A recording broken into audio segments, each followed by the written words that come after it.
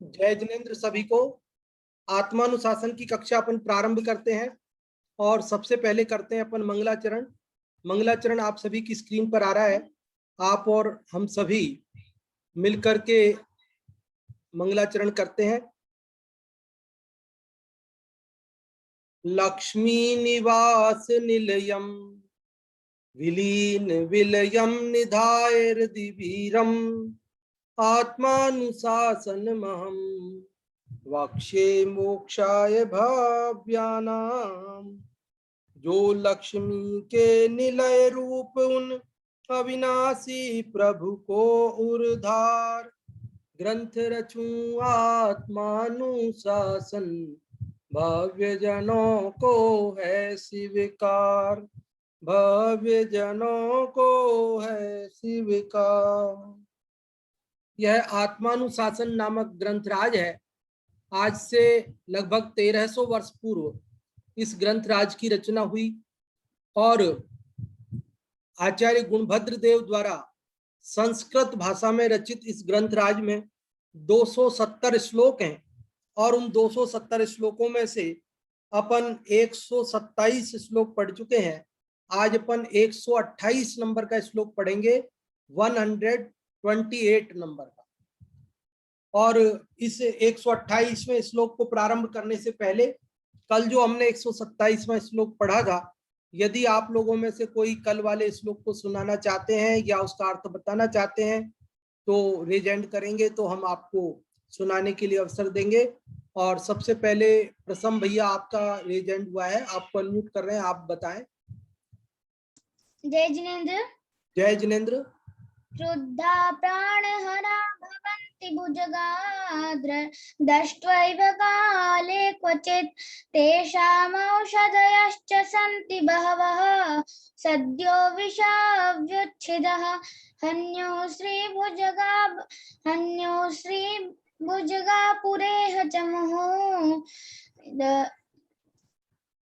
क्रुद्धा प्रसन्नास्तथा योगीन्द्रानपि तान् निरौषधविषा दृष्टाश्च दृष्ट्वापि च।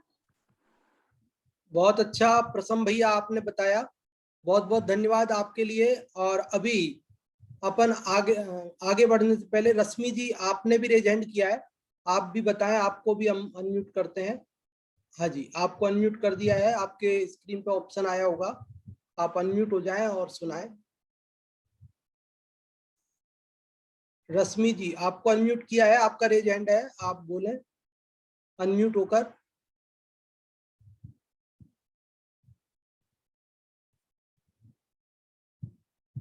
मुझे लगता है या तो गलती से रेज हैंड हो गया होगा उनका या फिर नेटवर्क की प्रॉब्लम हो सकती है उनके यहाँ। अपन आगे बढ़ते हैं और आज जो अपने क्रम प्राप्त है ऐसे इस श्लोक को 127वें को पढ़ते हैं। 127वां श्लोक आप सभी की स्क्रीन पर लगा देते हैं पहले, ताकि आप सब उसे आसानी से देख सकें, पढ़ सकें। ये 128वां चलेगा ना आज। ये 128वां श्लोक आप सभी की स्क्रीन पर आ चुका है। वो शार्दूल विक्रीडित छंद है, इसे पढ़ते हैं अपन। देखिए,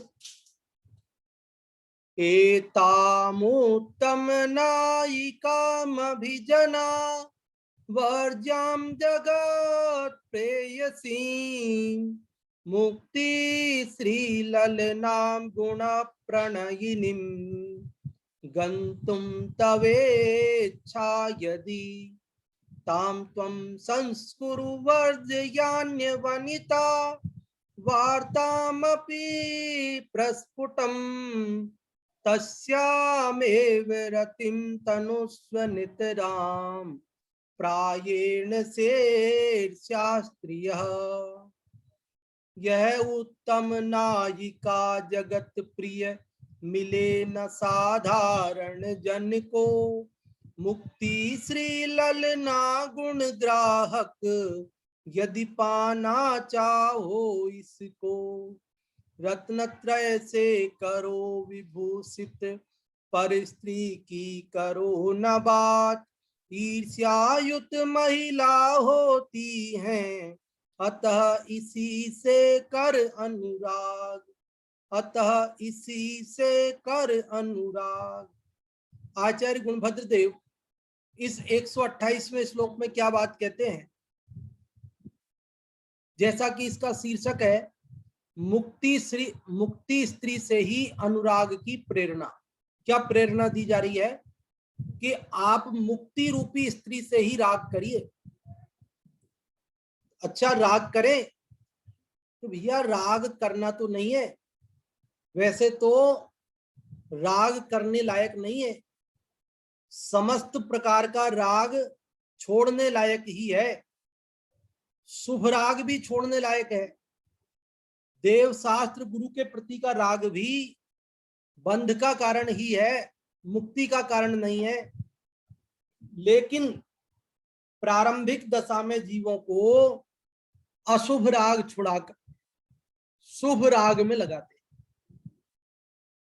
जो जगत की सामान्य लौकिक स्त्री का राग नहीं तोड़ पा रहा है, विषयों में रमा हुआ है, उसे समझाने के लिए आचार्य गुणभद्र देव ने 2 श्लोकों की रचना की, 126 और 127, जिनमें हमने कल और परसों चर्चा की कि किस प्रकार से उन्होंने एक बार स्त्री की कदाचित निंदा भी करनी पड़े, लेकिन उससे राग टूट जाए और वह मोक्ष मार्ग में लग जाए, विरक्त हो जाए, इसके लिए उन्होंने प्रयत्न किया। लेकिन फिर भी ये जगत है जो कि स्त्री के प्रति राग को तोड़ने में बड़ी कठिनाई महसूस करता है।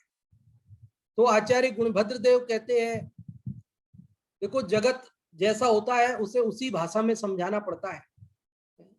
भाषा शिष्यों की होती है और भाव गुरुओं का होता है। तो शिष्य को स्त्री से अनुराग है, वह अनुराग नहीं तोड़ना चाहता है, तो उसे उसी की भाषा में कहते हैं। उससे क्या कहते हैं कि अच्छा ठीक है, तुम्हें स्त्री से राग करना है ना, तो करो, कोई बात नहीं, करो, लेकिन करना है तो जो दुनिया में सर्वश्रेष्ठ स्त्री हो उसका राग करो। हर किसी से क्या राग करते हो? राग ही करना है तो दुनिया की जो सर्वश्रेष्ठ नायिका है, सर्वोत्तम नायिका है, मुक्ति रूपी स्त्री, उससे राग करो। देखो ये अभी अपन अर्थ पढ़ते हैं इसका।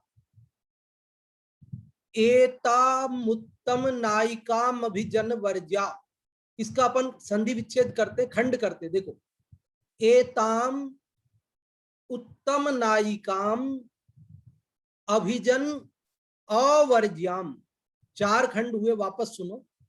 पहला है एताम, दूसरा उत्तम नायिकाम, तीसरा अभिजन और चौथा अवर्ज्याम। चारों शब्द का अर्थ देख लीजिए। एताम मतलब इसको, एताम मतलब इसको, उत्तम नायिका मतलब उत्तम नायिका को, उत्तम स्त्री को। नायिका फिल्मों में अपने हीरो हीरोइन बोलते हैं ना आप इंग्लिश में, और हिंदी में उन्हीं को नायक और नायिका बोलते हैं। नायक नायिका सुना होगा ना आप लोगों ने हिंदी में, हीरोइन को नायिका कहते हैं। तो फिल्म के अंदर 10-20 पुरुष और 10-20 स्त्रियां, 150 पुरुष 150 स्त्रियां दिखाई जाएंगी, काम करेंगे, अभिनय करेंगे, लेकिन उन सब में जो मुख्य होता है पुरुष, उसको हीरो बोलते हैं, नायक बोलते हैं, और जो मुख्य स्त्री होती है उसको हीरोइन बोलते हैं, नायिका बोलते हैं। तो ये जगत में जितनी भी स्त्रियां हैं, तो उन सब स्त्रियों में सर्वश्रेष्ठ नायिका, सर्वश्रेष्ठ हीरोइन, हीरोइन भी अनेक फिल्म जगत में है ना, बॉलीवुड की और हॉलीवुड की, तो उनमें भी प्रतियोगिताएं होती है ना, हर वर्ष पुरस्कार दिए जाते हैं सर्वश्रेष्ठ अभिनेत्री का, ऐसे अनेक प्रकार के पुरस्कार दिए जाते हैं। तो उन नायिकाओं में भी चुना जाता है कि कौन सर्वश्रेष्ठ है।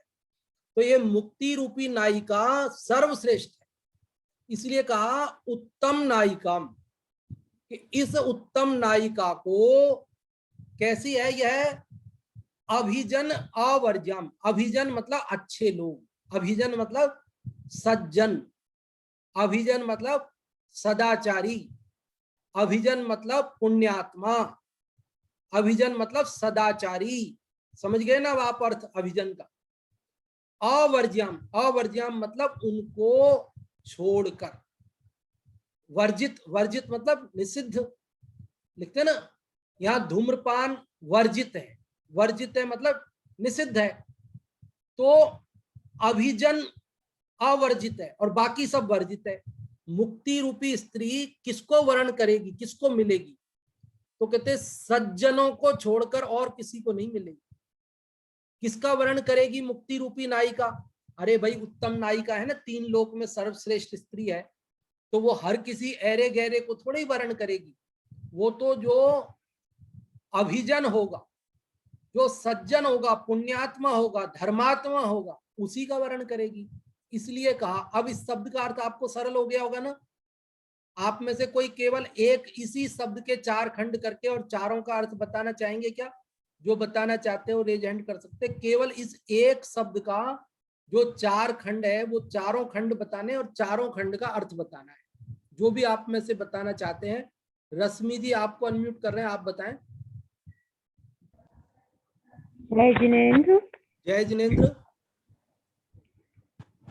एताम उत्तम नायिका अभिजन अवर्ज्याम। हाँ जी,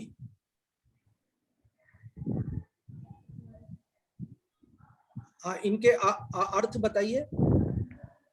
एताम ऐसे उत्तम नायिका का अभिजन मतलब सज्जन पुरुष, अवर्ज्याम मतलब वही वर्जन करेंगे, सज्जन पुरुष ही मतलब उन्हीं अविभाज्य है। ये उत्तम नायिका ऐसी मुक्ति रूपी लक्ष्मी उन्हीं को वर्ण होती है जो सज्जन पुरुष है।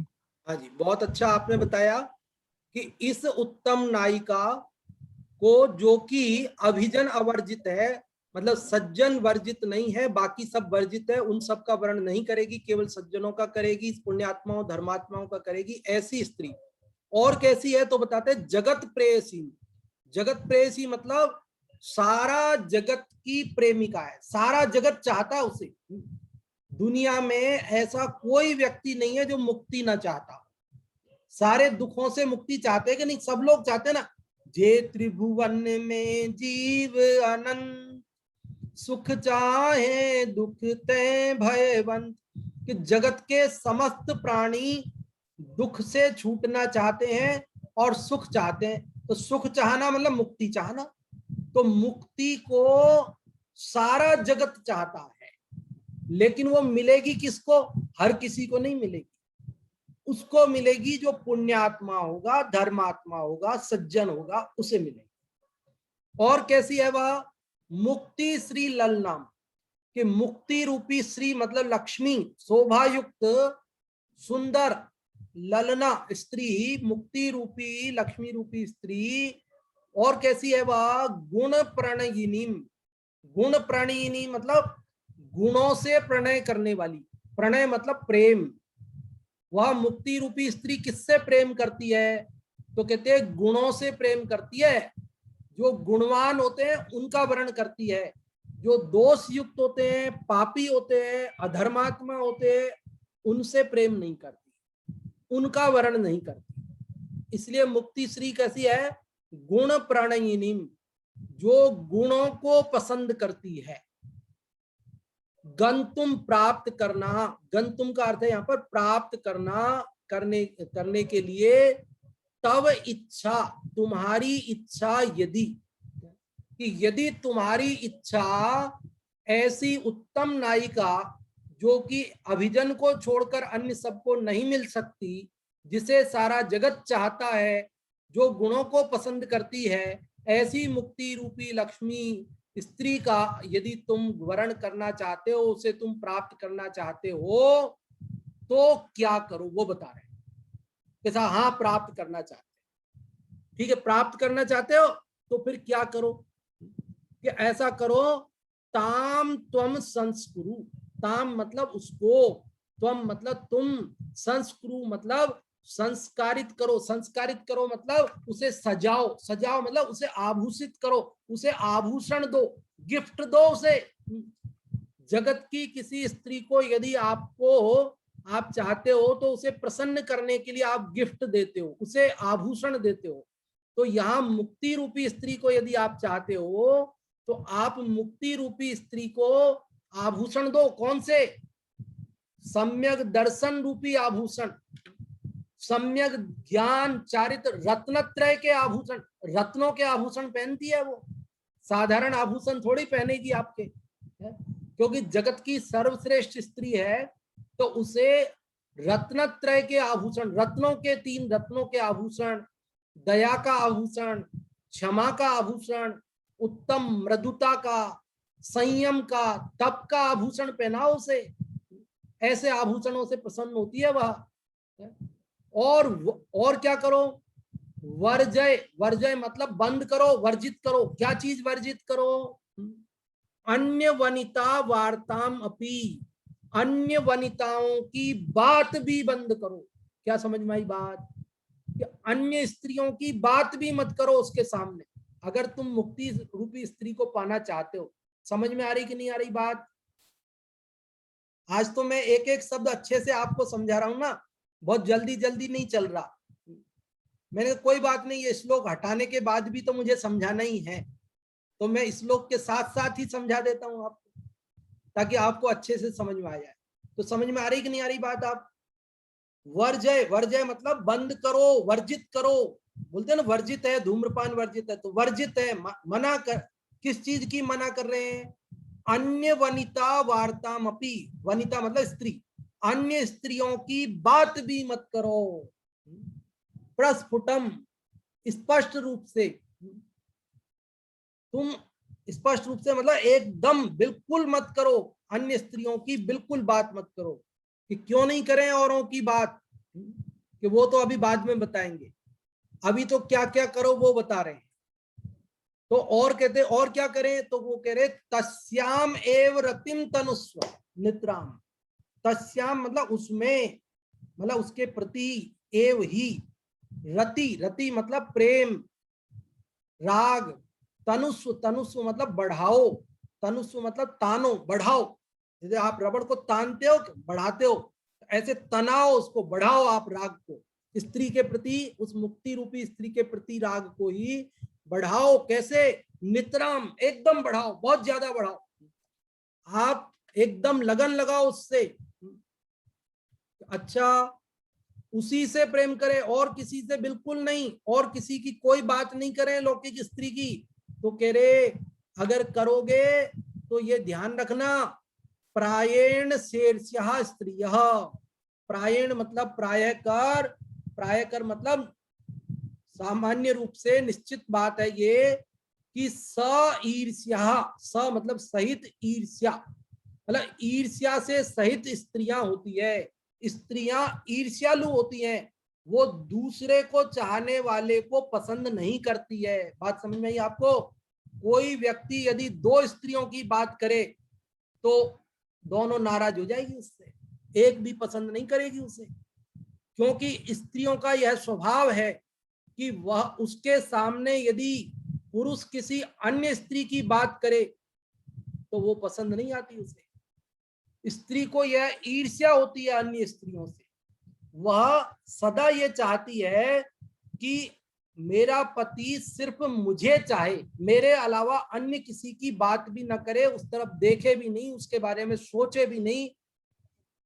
और यदि तुम्हें मुक्ति रूपी स्त्री पाना है और फिर तुम लौकिक स्त्री की ओर देखोगे तो तुम्हें मुक्ति रूपी स्त्री कैसे मिलेगी? बात समझ में आ गई आपको? मैं समझता हूं आज तो बहुत तसल्ली से समझा दिया है, तो आप सब समझ ही गए होंगे। फिर भी एक बार संक्षेप में मैं बोलता हूं, फिर आप लोगों को पूछता हूं। इस उत्तम नायिका जो कि कुलीन लोगों को ही प्राप्त हो सकती है, यद्यपि सारा जगत उसे चाहता है, जो गुणों को पसंद करती है, ऐसी मुक्ति रूपी स्त्री को यदि तुम प्राप्त करना चाहते हो तो तुम उसे रत्नत्रय से आभूषित करो, अन्य स्त्रियों की बात भी मत करो, उसी से तुम अत्यधिक प्रेम बढ़ाओ, क्योंकि स्त्रियां ईर्ष्यालु होती हैं, अन्य स्त्रियों से की बात करना पसंद नहीं करती है। आप में से जो भी इसका अर्थ बताना चाहते हैं वे लोग रेज हैंड कर सकते हैं। बहुत अच्छी बात है, अनेक लोगों ने बताने के लिए रेज हैंड किया है। और अभी हम इसका अर्थ पूछते हैं नीलम जी आपसे, आप इसका अर्थ बताएं।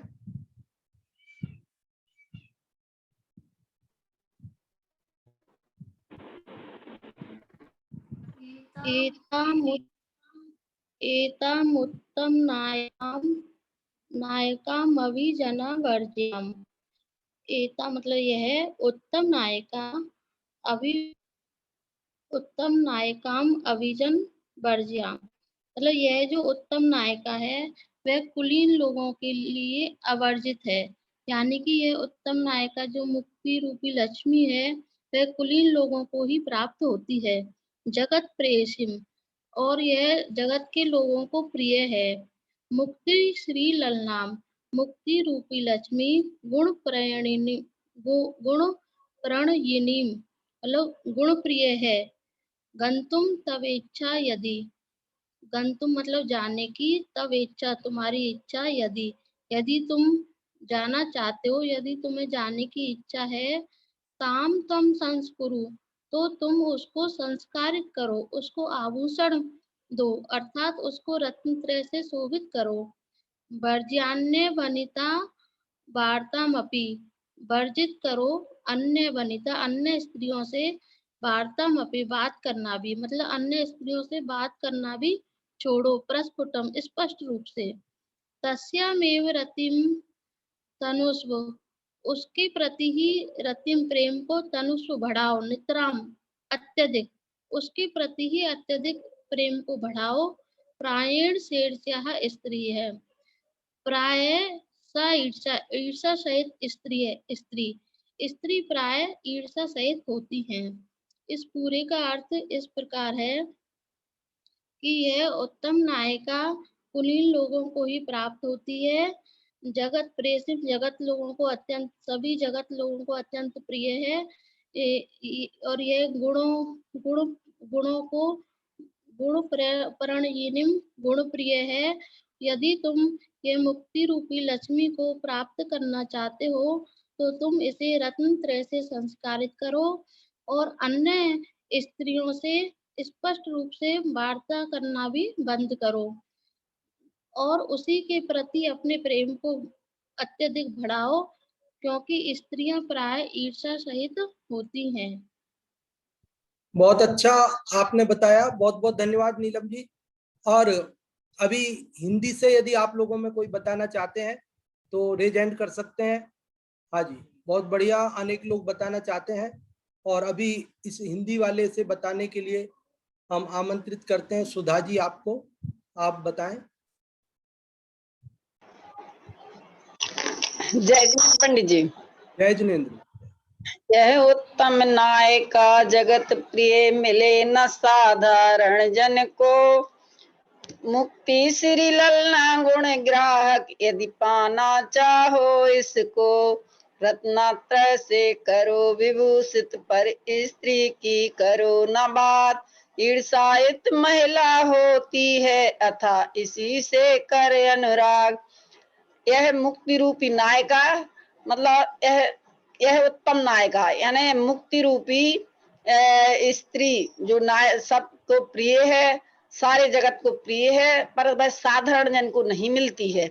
इसे विशेष गुणग्राही ग्रहण कर सकता है। मुक्ति श्री लल्ला गुण ग्राहक, यह मुक्ति रूपी लक्ष्मी स्त्री गुणों की ग्राहक है, यानी गुणों को पसंद करती है। यदि इसको पाना चाहते हो तो अपने आप को रत्नात्रय सम्यक दर्शन से, सम्यक ज्ञान और सम्यक चारित्र से विभूषित कर और पर स्त्री की तो बात भी नहीं करो। ईर्षायुत महिला होती है अतः इसी से कर अनुराग। स्त्रियों में ईर्षा बहुत अधिक होती है, इसलिए और दूसरी स्त्री से की बात भी मत करो, और क्योंकि ये स्वभाव से ईर्षायुक्त होती हैं।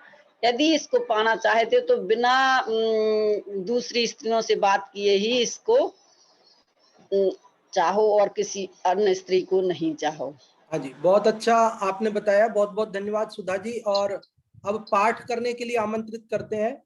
संस्कृत और हिंदी में से क्रम से जो भी आप पाठ करना चाहते हैं, संस्कृत या हिंदी का, वे लोग रेज हैंड कर सकते हैं। और अभी हम अनम्यूट कर रहे हैं हमारे प्रसम भैया को। नन्हे कलाकार, आप जो है संस्कृत या हिंदी किसका पाठ करना चाहेंगे? जय जिनेन्द्र। जय जिनेन्द्र। एतामुत्तमनायिकामभिजना भजां जगत् प्रेयसीं मुक्ति श्रीललनां गुणाप्रणयिनीं गन्तुं तवेच्छा यदि तां त्वं संस्कुरु वर्जयान्य वनिता वार्तामपि प्रस्फुटं तास्यामेव रतिं तनुष्व नितरां प्रायेण शेषाश्रिय। बहुत अच्छा प्रसन्न भैया, आपने संस्कृत से एकदम शुद्ध रूप से लयबद्ध ढंग से पढ़ा। आप हर प्रश्न पर आपका रेज हैंड होता है, लेकिन हर बार अन्य लोगों को मौका दिया जाए इसलिए हम आपको नहीं देते हैं, लेकिन फिर भी अभी हमारा मन नहीं माना, इसलिए हमने आपको अवसर दिया और आपने बहुत अच्छे से इसको गाया, बहुत बढ़िया। और अब अपन हिंदी वाले को गाने के लिए आमंत्रित करते हैं और हिंदी वाले को गाने के लिए अनम्यूट करते हैं। प्रियंका जी, आपको अनम्यूट किया है, आप पढ़ें। यह उत्तम नायिका जगत प्रिय मिले न साधारण जन को मुक्ति श्री ललिता गुण ग्राहक यदि पाना चाहो इसको रत्नत्रय से करो विभूषित पर स्त्री की करो न बात ईर्ष्यायुत महिला होती है अतः इसी से कर अनुराग। बहुत अच्छा आपने पढ़ा। देखिए, अभी अपन ने इस 128वें श्लोक को संस्कृत से, हिंदी से और हर तरह से इसको पढ़ा और आप सबने इसका अर्थ भी बताया और आप समझ भी गए हैं इसको कि क्या बात इसके अंदर कही गई है। फिर भी मैं आपको इसको थोड़ा पॉइंट बनाकर बिंदुवार बात करता हूं। देखो, सबसे पहली बात तो ये सुनो कि आचार्य गुणभद्र देव मोक्ष मार्ग में लगने के लिए प्रेरणा देते हुए जगत को समस्त प्रकार के राग को छुड़वाना चाहते हैं, तुड़वाना चाहते हैं। क्योंकि मोक्ष मार्ग के साधकों की चर्चा के बाद मोक्ष मार्ग के बाधकों की, विघ्नों की चर्चा करते हुए कह रहे हैं कि ये स्त्री संबंधी जो राग है पुरुष के चित्त में, वह मोक्ष मार्ग में बाधक होता है। और कल विशेष चर्चा उसकी कर चुके हैं, इसलिए उन सब बातों को नहीं दोहराते हैं कि वो उपलक्षण से बात है, उसके अंदर अन्य सब भी गर्भित है। वो सारी चर्चाएं आप अगर चाहें तो, जिन्होंने ना सुना हो तो YouTube चैनल से आप बाद में उसको सुन ले, ताकि आपको वो चीज आपको जो लोग नहीं सुन पाए हो तो उसको आप बाद में सुन सकते हैं। हाँ जी, तो मैं क्या कह रहा था आपको कि पहली बात तो ये ध्यान रखें कि यहाँ पर आचार्य गुणभद्र देव का उद्देश्य राग तोड़ाना। अब राग को, स्त्री संबंधी राग को तोड़ने के लिए उन्होंने कहा, देखो ये स्त्री का राग महाविष के समान है 126 में। 127 में कहा कि स्त्री संबंधी जो राग है वह निरौषध है, उसकी कोई दवाई नहीं है, सर्प से भी खतरनाक है। सर्प की तो दवा है लेकिन इसकी दवा नहीं है, तुम इससे राग मत करो। लेकिन फिर भी आप और हम सब जगत के जीव ऐसे हैं कि राग को तोड़ नहीं पाते हैं। तो आचार्य गुणभद्र देव हमारी ही भाषा में हमें समझाते हैं। वो कहते हैं अच्छा ठीक है, तुम्हें स्त्री से राग करना है ना, नहीं तोड़ना ना स्त्री से राग, तो मत तोड़ो, कोई बात नहीं, स्त्री से राग मत तोड़ो, चलो स्त्री से राग करो। वाह, आपने छुट्टी दे दी, स्त्री से राग करने के लिए कह दिया कि हाँ कह दिया। अच्छा तो फिर ठीक है। तो बोले ठीक है, नहीं सुनो, अब बात सुनो। स्त्री से राग करना है तो जो दुनिया में सर्वश्रेष्ठ स्त्री हो उससे राग करो। जब राग करना ही है तो दुनिया में जो सर्वश्रेष्ठ स्त्री हो उसका राग करो। अब दुनिया में सर्वश्रेष्ठ स्त्री कौन है? तो कहते हैं मुक्ति रूपी स्त्री ही दुनिया में सर्वश्रेष्ठ है। इसलिए तुम्हें यदि राग करना ही है तो मुक्ति रूपी स्त्री से करो। अच्छा ठीक है, मुक्ति रूपी स्त्री से राग कर लेंगे, वो क्यों सर्वश्रेष्ठ है, क्या खासियत है उसकी, हम उसी से राग क्यों करें? तो उन्होंने उस 4 विशेषताएं बताई, मुक्ति रूपी स्त्री की 4 विशेषताएं बताई। पहली विशेषता ये बताई उत्तम नायिका। क्या कहा उनको? उत्तम नायिका, कि वह जगत की सर्वश्रेष्ठ स्त्री है। अब उत्तम नायिका क्यों? देखो यूं ही कह दिया क्या मन से कि नहीं, मन से नहीं भाई। स्त्री को आप क्या मानते हो कि वो आपको सुख प्रदान करेगी? तो ये मुक्ति रूपी स्त्री ऐसी है कि इसको यदि आपने एक बार प्राप्त कर लिया तो आपको अनंत सुख प्रदान करेगी, और अनंत सुख भी कब तक? अनंत काल के लिए प्रदान करेगी। इसलिए ये जगत की सर्वोत्तम नायिका, सर्वोत्तम स्त्री है। अच्छा, और दूसरी खासियत क्या है? तो कहते हैं दूसरी खासियत यह है जगत प्रेयसी, इसको सारा जगत पसंद करता है। इतनी श्रेष्ठ है कि पूरी दुनिया चाहती है कि हमें मुक्ति रूपी स्त्री मिल जाए। लेकिन ध्यान रखना तीसरी बात, कि वो हर किसी को मिलने वाली नहीं। भले पसंद सब करते हो, लेकिन सब पसंद करें तो सबको मिल जाएगी ऐसा नहीं। वो उसको मिलेगी जो अभिजन होगा। अभिजन मतलब धर्मात्मा होगा, सज्जन होगा, उसे मिलेगी। और चौथी बात कि वह गुण ग्राहक है, गुणवानों को पसंद करती है। जो दोष युक्त होते हैं, जो हिंसक होते हैं, जो झूठ बोलते हैं, जो चोरी चकारी करते हैं, जो कुशील सेवन करते हैं, जो परिग्रह इकट्ठा करते हैं, जो असंयम में प्रवर्तते हैं, उनको पसंद नहीं करती है। और वह श्री संपन्न है, लक्ष्मी है, शोभा युक्त है, सुंदर है। ये 4-5 खासियत उसकी बताने के बाद उन्होंने कहा कि देखो उसको ही, उसी से राग करो। तो हमने कहा ठीक है, आपने बताया कि मुक्ति में ये 4 खासियत है, तो हम उसी से राग करेंगे। मान ली हमने आपकी बात, हम उसी से राग करेंगे। अन्य तो वो कह रहे उसी से राग तो करोगे, लेकिन उसे पाने के लिए 3 तरीके। कितने तरीके हैं? मुक्ति रूपी लक्ष्मी को पाने के लिए तुमको 3 उपाय करने, 3 काम करने पड़ेंगे। अच्छा 3 काम करने पड़ेंगे, कौन कौन से 3 काम करने पड़ेंगे बता दो, हम कर लेंगे तीनों काम। कि तो सुनो, पहला काम यह है कि उसे रत्नों के आभूषण चाहिए। वो स्त्री कब प्रसन्न होगी, कब तुम्हारा वरण करेगी? जब तुम उसे रत्नों के आभूषण लाके दोगे, डायमंड के। तो कौन से डायमंड के? बोले सम्यक दर्शन ज्ञान चारित्र के, क्षमा मार्दव आर्जव सत्य संयम शौच तप ब्रह्मचर्य का आभूषण पहनाओगे तब पसंद करेगी। अच्छा ठीक है, और दूसरा काम क्या करना पड़ेगा? दूसरा भी बता दो। तो कह रहे दूसरा काम ये करो कि तुम उससे राग बहुत अधिक बढ़ाओ, तुम्हारी चाहत इतनी बढ़ाओ कि आखिरकार वह प्रसन्न होकर तुम्हें मिल जाए। इसके लिए तुम उसी से राग बढ़ाओ। अच्छा ठीक है, ये भी काम हम करेंगे। तो तीसरा काम और बता दो, वो क्या करना है? कि ध्यान रखना, दूसरी स्त्री को मत चाहना। अगर तुमने दूसरी स्त्री, लौकिक स्त्री से राग किया तो वो मुक्ति स्त्री नहीं मिलेगी। क्योंकि ये स्त्रियों का स्वभाव तो सारा जगत जानता है कि जो पुरुष 2 स्त्रियों को चाहता है, एक से अधिक को चाहता है, उसे कोई भी स्त्री पसंद नहीं करती है। हर स्त्री ये चाहती है कि मेरा पति मेरे सिवाय अन्य किसी स्त्री को ना चाहे, उसकी बात ना करे, उसकी ओर ना देखे। इसलिए यदि तुम ये चाहते हो कि तुम्हें मुक्ति स्त्री पसंद करे, मिल जाए, तो तुम जगत की अन्य स्त्रियों से राग तोड़ो।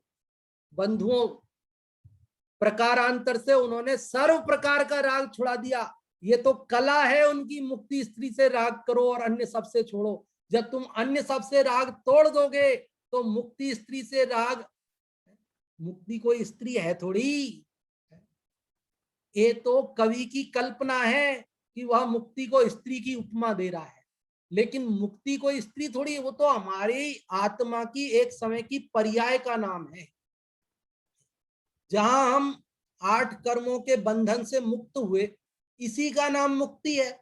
मुक्ति कोई स्त्री थोड़ी है, जगत की जैसी स्त्री होती है वैसी। फिर भी राग कह करके भी वैराग्य जगाना चाहते हैं। देखो, जब बच्चे टीवी देखना ही चाहते, मोबाइल देखना ही चाहते, तो हम क्या कहते हैं कि लो ये वाला सीरियल देखो, ये वाली पिक्चर देखो, ये विराग जी की कहानियां सुनो, ये अच्युतकांत शास्त्री की कहानियां देखो, ये सुनो। क्यों? अब बच्चे को मोबाइल देखना है तो देखना है, तो अब हम चाहते हैं वो जिनवाणी पढ़े, तो वो तो नहीं पढ़ेगा, तो भैया ये तुम विराग जी के ये देखो, ये तुम अच्युतकांत शास्त्री की कहानियां सुनो, ये सुनो, ये सुमत प्रकाश जी भाई साहब की सुनो, तो ये बड़े पंडित जी के सुनो, ये कोटेशन पढ़ो। तो हम उसे उसी के पसंद के माध्यम से उस मार्ग में लगा देते हैं कि नहीं लगा देते। तो ऐसे ही गुणभद्र स्वामी ने स्त्री के राग को नहीं छोड़ पाने वाले जीव को मुक्ति रूपी स्त्री से राग करने की प्रेरणा देते हुए मानव जगत के समस्त प्रकार के राग को छुड़ा ही दिया हो, और कम से कम अशुभ राग से बचकर शुभ राग में आए, तो अभी इसको भी छुड़ा देंगे। देखो, समस्त प्रकार का राग, मुक्ति का राग भी मुक्ति में बाधक है, ये और समझ लेना।